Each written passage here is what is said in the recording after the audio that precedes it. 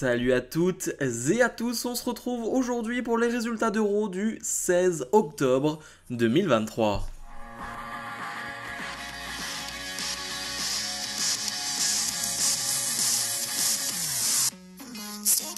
Et on ouvre la première de la saison d'Euro avec Sami Zayn, qui est assez partagé, Sami Zayn qui a des émotions assez diverses. Parce que d'un côté, son ami Kevin Owens vient de partir, Kevin Owens vient d'arriver du côté de SmackDown. On l'a vu lors du dernier SmackDown, Kevin Owens a été drafté du côté du show bleu et Sami Zayn le dit. Tout ça, c'est de la faute de Jey Uso, entre guillemets, parce que par rapport aux histoires avec Jey Uso, par rapport au fait que Jey Uso a été ramené du côté d'Euro, tout ça n'a pas fonctionné et il fallait que quelqu'un aille du côté de SmackDown et bien évidemment Kevin Owens y est allé.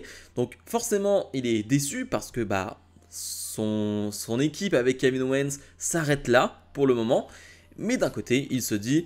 il est temps de remontrer et de montrer à tout le monde que je suis capable d'être champion du monde poids lourd. Et en fait, je suis totalement d'accord avec Sami Zayn sur ce qu'il dit. C'est-à-dire que d'un côté, je suis déçu de ne pas voir Sami et KO ensemble. Parce que pour moi, il y avait encore d'autres choses à faire en équipe. Je pense forcément à un match face à DIY. J'aurais rêvé voir ça. Et d'un côté, je me dis que Sami Zayn en solo, on a déjà vu ce que ça a donné. Et j'ai envie d'en voir encore un peu plus. Donc... je suis comme Sami Zayn, je suis partagé. Finalement, le Judgment Day va arriver. Le Judgment Day va faire comme d'habitude, dire que ce soir, ils ont des matchs importants, blablabla. Bref, la classique du Judgment Day, pas hyper intéressant. Et finalement, le Judgment Day veut s'en prendre à Sami Zayn, mais Jey Uso va venir avec deux chaises et va aider Sami Zayn. Les deux vont se retrouver d'ailleurs en backstage. Et on a un Sami Zayn dans un premier temps qui... va être très énervé envers Jey Uso et va lui dire « Je suis content pour toi, vraiment je suis content pour toi, mais je peux pas m'empêcher de me dire que tout ça est de ta faute. » Et ça m'énerve, de voir que toi tu es champion par équipe avec Cody, tout se passe bien pour toi alors que moi, non, ça m'énerve. Et donc on a la première partie là, Jey Uso va s'en aller et la caméra va toujours suivre Sami Zayn et on va revenir sur Jey Uso. Je trouvais que c'était hyper malin. Et ça changeait des segments de d'habitude où ça cut. Et non, là la caméra va suivre réellement Sami Zayn qui va revenir voir donc Jey Uso et dire je m'excuse. Voilà, je suis vraiment content pour toi. C'est compliqué en ce moment, mais je suis vraiment content pour toi. Et les deux vont finalement se faire un câlin. Donc voilà, c'est ce petit moment backstage que j'ai vraiment apprécié. Et revoir un Sami Zayn en solo. On est quand même assez content. Ricochet fait face à Shinsuke Nakamura dans un Falls Count Anywhere match, un combat de 10 minutes. Qu'est-ce que c'était bien, qu'est-ce que c'était bon. Et tout simplement pour juger cela et pour en être certain, regardez juste la réaction du public au début du combat et à la fin du combat. C'est-à-dire qu'au début du match, le public s'en fiche un peu de ce combat. Sauf qu'à la fin, ils sont debout. Et le public est à fond dans ce combat parce que les deux nous ont vraiment délivré quelque chose d'hyper divertissant.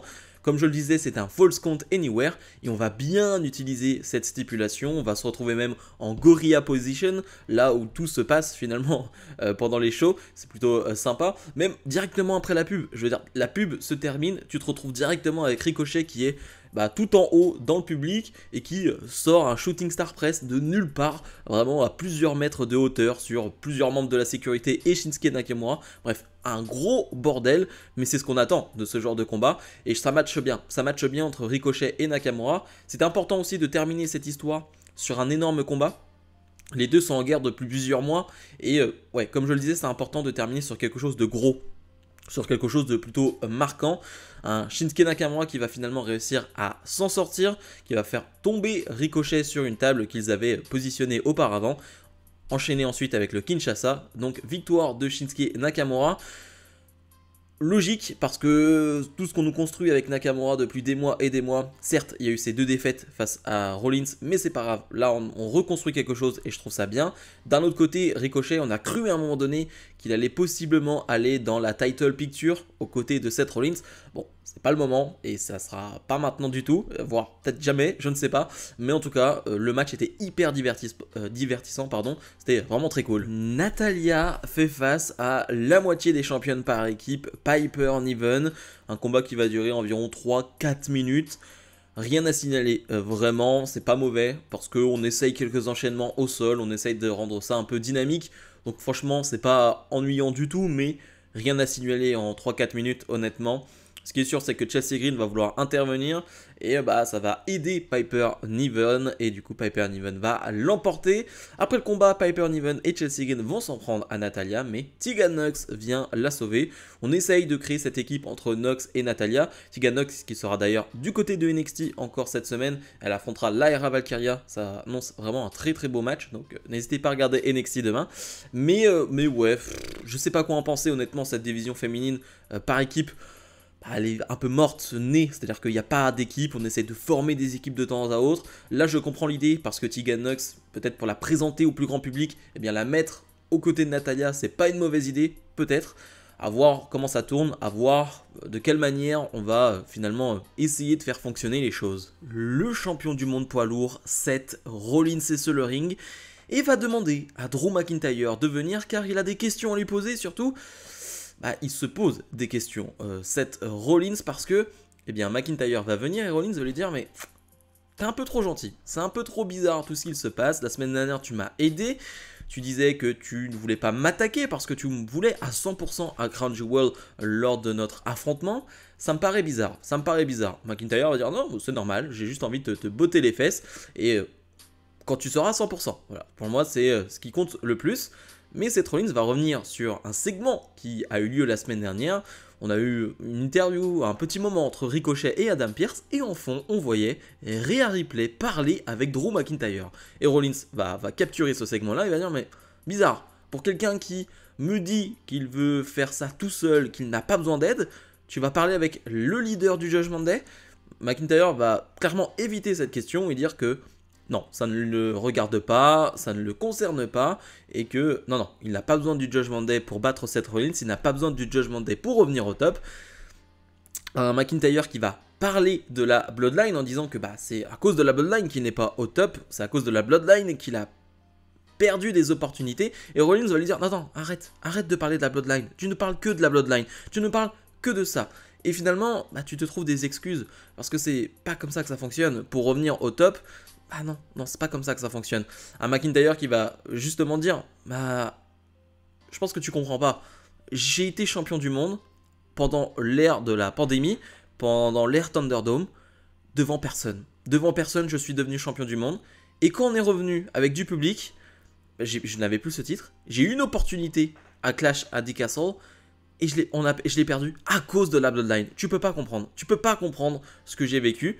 Un Rollins qui va dire si, depuis 4 ans j'ai pas été champion du monde, j'avais pas été champion du monde, donc t'inquiète pas que je connais les hauts et les bas chez WWE, mais tout ce que j'entends de ta part c'est des excuses. Et à Crown Jewel, eh bien tu n'auras pas d'excuses, parce que la seule personne que tu pourras blâmer, ce sera toi-même. Ok, j'adore cette promo, j'adore le fait que, comme la semaine dernière, on parle, on ne devient pas violent, on ne devient pas agressif, mais on discute. Et on discute de choses hyper intéressantes. Parce que oui, Drew McIntyre a parlé avec la leader du Judgment Day, et clairement ça ne peut pas être anodin. En tout cas, c'est comme ça que je le vois. Et McIntyre esquive la question d'ailleurs, donc c'est quand même un peu bizarre. Bref, j'aime beaucoup, j'ai hâte de voir où ça va aller. Il reste encore quelques semaines avant Crown Jewel, et ouais, ça sent très très bon cette histoire. Johnny Gargano fait face à Ludwig Kaiser. La semaine dernière, DIY s'est fait attaquer en interview par Imperium. Et du coup, on a ce combat cette semaine. On nous dit que Tommaso Ciampa n'est pas apte cette semaine, c'est pour ça qu'il n'est pas là. Et finalement, on va avoir un combat de 5-6 minutes qui est vraiment cool. Et d'ailleurs, Gargano arrive vraiment à embarquer le public. Vraiment, alors que, voilà, tu te dis que Gargano va avoir peut-être du mal. Non, le public est vraiment directement avec Gargano. Le soutien, et ça fait plaisir à voir et à entendre, surtout un Gargano qui va se donner, un Gargano qui va vraiment sortir ses plus grosses prises, qui va vraiment essayer de mettre du rythme à ce combat pour justement embarquer le public, et ça fonctionne. Malheureusement, on va bien évidemment avoir une intervention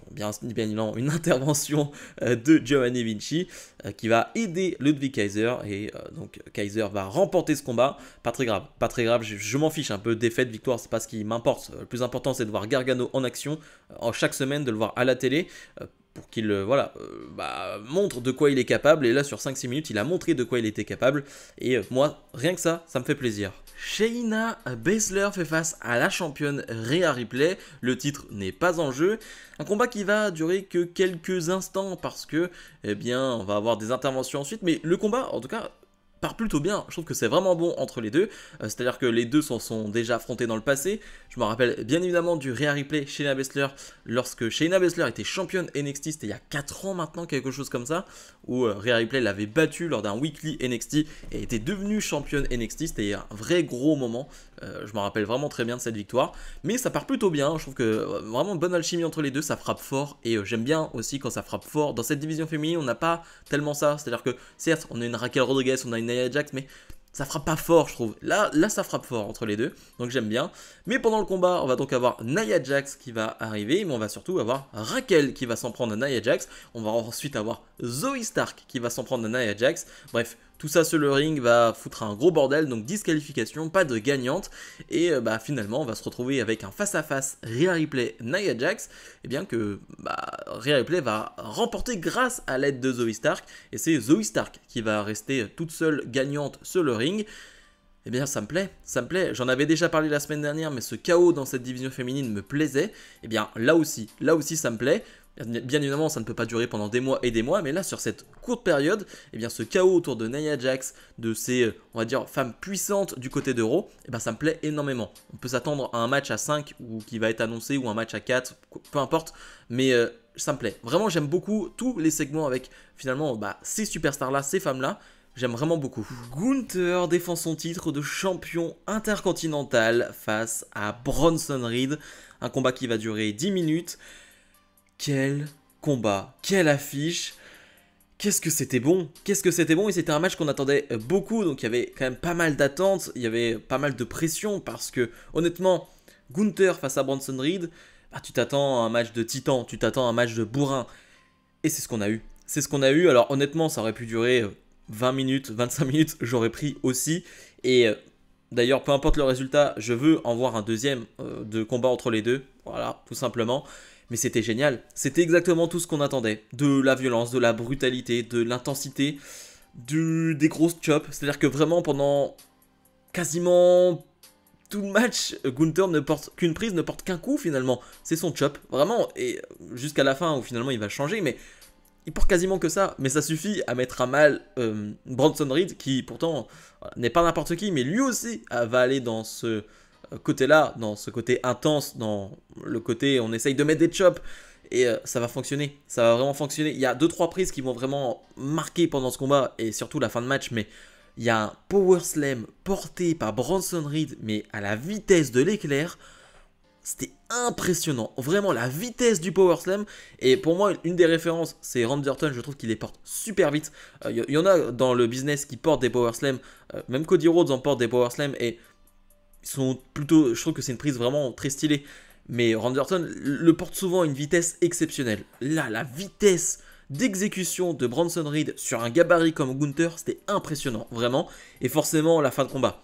La fin de combat où Gunther n'arrive pas finalement à gagner ce match. Il n'arrive pas, il porte sa close line, il fait ses petits enchaînements, son big splash. Il se dit que c'est fini. Non, ça fait que 2,99. Et là, il se dit, ok, je dois porter cette prise. Il va réussir à porter une powerbomb sur Bronson Reed. Et il faut le porter. Il faut le porter, Bronson Reed, sur ses épaules. Et la powerbomb est impressionnante là aussi. 1, 2, 3, victoire de Gunther.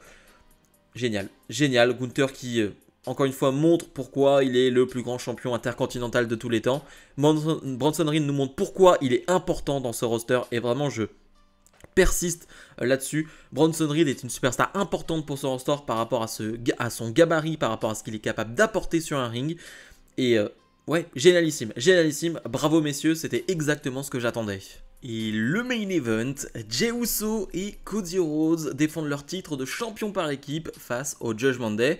C'est un rematch bien évidemment, un rematch logique j'ai envie de dire. Le Judgment Day avait perdu les titres face à Jey et Cody, donc c'est plutôt logique qu'ils aient ce rematch dans ce main event de Raw.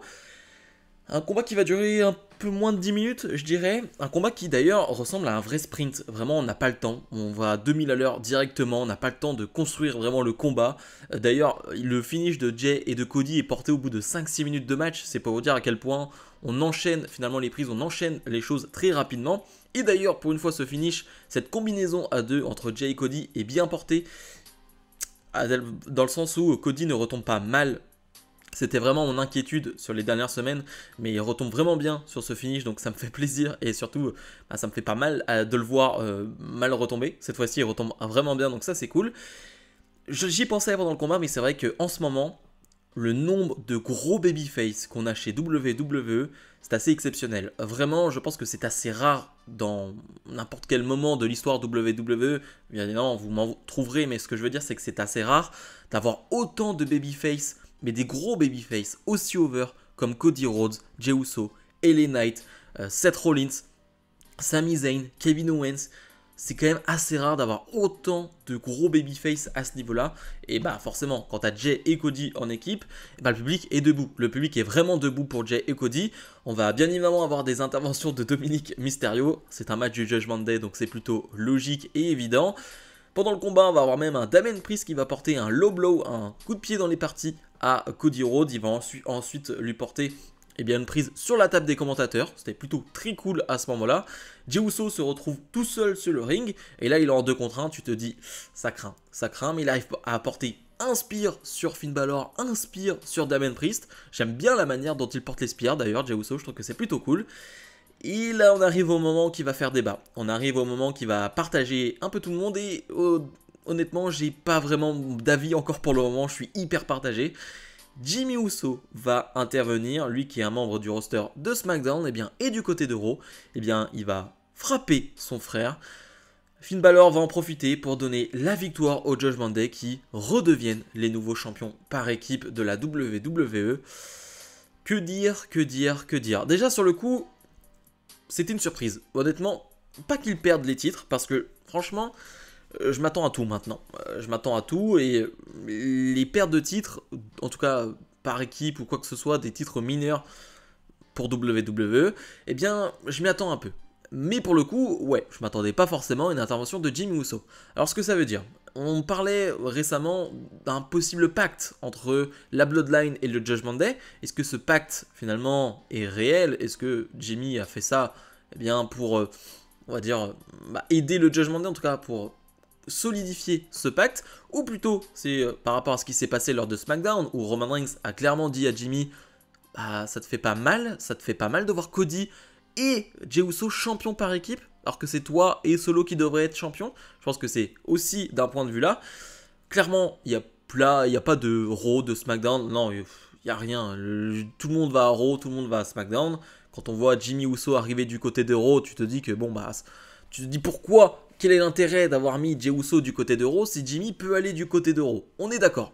On est d'accord là-dessus. C'est-à-dire que ça n'a aucun sens. C'est-à-dire que le principe même, c'est de mettre Jey à Raw pour qu'il n'ait pas d'interaction avec la Bloodline, qu'ils soient à SmackDown. Et bien finalement, la Bloodline va quand même à Raw.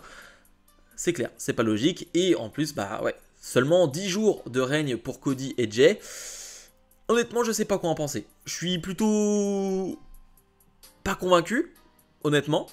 Je comprends les arguments, comme je l'ai dit, Jimmy Uso, Bloodline, c'est plutôt logique et ça va permettre de continuer l'histoire Cody Rhodes face à Bloodline, Jey Uso face à Bloodline et les Wargames qui vont arriver. Donc comment ils vont réussir à planifier tout ça, on verra bien. Mais sur le coup, j'avoue que là, c'est pas la fin de show que j'attendais. Bilan de ce Raw. C'était encore une fois un très bon show. On a vraiment de belles affiches, de belles promos. Là aussi, on a eu des segments backstage hyper intéressants. On a eu Jade Cargill qui, encore une fois, s'est retrouvée cette fois-ci face à Becky Lynch, la championne NXT, qui défendra son titre d'ailleurs la semaine prochaine face à Indy Hartwell. Donc ça, c'est cool. On a eu un segment entre Sami Zayn et Drew McIntyre et la tension est un peu montée entre les deux. Et les deux s'affronteront la semaine prochaine à Raw. Donc voilà, un gros programme qui arrive déjà pour la semaine prochaine. Mais même, je trouve que le show fonctionne bien en ce moment, tout s'aligne bien, tout s'enchaîne très bien. Le main event, on peut revenir dessus. Le match, je trouve qu'il est bon. En tout cas, il est rythmé. Vraiment, c'est très dynamique. Là, on peut parler du booking final. Franchement, ça peut faire débat. Et je pense que ça va faire débat en commentaire. Ça, j'en doute pas, bien évidemment. Moi, encore une fois, je sais pas trop quoi en penser. Mais je peux pas baisser ma note d'énormément de points pour cette finalité de show. Mais globalement, c'était encore une fois un vrai bon show. Vraiment, je me suis régalé quand même globalement. Le Bronson Reed Gunther, franchement, quel régal. Donc ma note pour ce show, on est sur un bon 8. Voilà. Sans cette fin de show, on est peut-être sur un 8,5. Mais j'avoue que voilà, il y a un petit goût amer. Donc on est sur un petit 8. C'est un gros 8. Mais un bon 8 pour ce Raw. Bref, comme d'habitude, n'oubliez pas de mettre le pouce vers le haut, de vous abonner. Nous on se retrouve dès demain pour ma review de NXT. Salut, salut.